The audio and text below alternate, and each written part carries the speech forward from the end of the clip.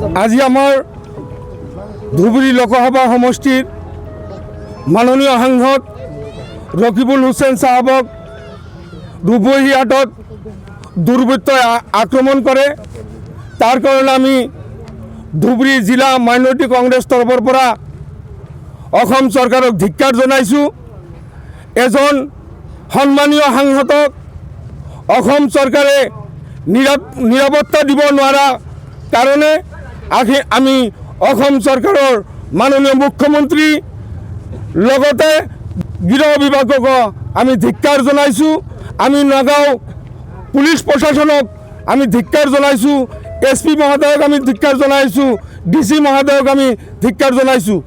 এজন সন্মানীয় সাংসদ, যিজন সাংসদে এবাৰ নহয় 5 বাৰকৈ সেই চামগুৰি সমষ্টিৰ পৰা নিৰ্বাচিত হৈ আমাৰ অসম চৰকাৰৰ এজন দক্ষতাপূৰ্ণ মন্ত্ৰী পদ অলংকৃত কৰিছিল।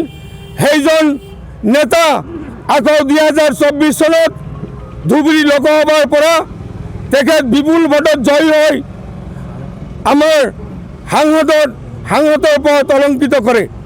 সেইজন ব্যক্তিক আজি দুৰ্বৃত্তই ওপৰ জবৰি প্ৰহাৰ কৰে।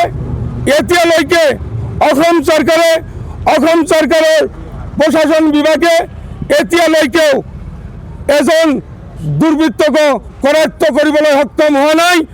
যদি অসমৰ মাননীয় মুখ্যমন্ত্ৰী প্ৰশাসন বিভাগে অনতিপলমে দুষ্কৃতিকাৰীক কৰায়ত্ব নকৰে, তেনেহ'লে আমি অসমৰ গোটেই কংগ্ৰেছ কৰ্মী অকল ৰাজপথেই নহয়, আমি দিছপুৰলৈকে গৈ আমাৰ ৰাজভৱন ঘেৰাও কৰিম।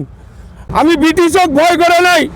অসমৰ এই সাধাৰণ গুণ্ডা বাহিনীক আমি কেতিয়াও ভয় নকৰোঁ। অসম চৰকাৰে ভয় খাইছে। তেখেত ধুবুৰীত প্ৰায় 10.5 লাখ ভোটত জয়ী হোৱাৰ পিছৰ পৰাই অসম চৰকাৰৰ মাননীয় মুখ্যমন্ত্ৰী তথা অসম চৰকাৰৰ মন্ত্ৰীসকলৰ ভয় লাগিছে যে অহা 26ৰ যি বিধানসভা নিৰ্বাচন হ'ব, সেই বিধানসভা নিৰ্বাচনত BJP এটাও সিট নাপাব, সকলো সিট কংগ্ৰেছে পাব। তাৰ কাৰণে আগতীয়াকৈ তেখেতসকলৰ চৰকাৰ চলি থকা অৱস্থাত আমাৰ নেতাসকলক কেনেকৈ উপহাৰ কৰিলে দুৰ্বৃত্তৰ দ্বাৰাই। অসমত প্ৰশাসন নাই নেকি? এজন সাংসদক কেনেকুৱা নিৰাপত্তা দিব লাগে সেইটো অসম চৰকাৰে নাজানে নেকি? আজি আমাৰ ধুবুৰী লোকসভাৰ সাংসদ মাননীয় ৰকিবুল হুছেইন চাহাব আৰু আমাৰ NSUৰ অল ইণ্ডিয়া সাধাৰণ সম্পাদক তানজিল হুছেইনক যি আক্ৰমণ কৰিলে BJPৰ গুণ্ডা বাহিনী, তাৰ বিৰুদ্ধে আজি আমি প্ৰতিবাদ সাব্যস্ত কৰিলোঁ। এজন সাংসদ, লোকসভাৰ সাংসদ যিয়ে 10 লাখ ভোটত জিকিছে, সেইজন সাংসদক BJP চৰকাৰে নিৰাপত্তা দিব পৰা নাই। তেনেহ'লে আমাৰ সাধাৰণ মানুহক কেনেকুৱাকৈ BJP চৰকাৰে নিৰাপত্তা দিব? আজি আমাৰ সাংসদক যি BJP চৰকাৰৰ গুণ্ডা বাহিনীয়ে আক্ৰমণ চলালে, অতি সোনকালে দোষীক কৰায়ত্ব কৰিব লাগে।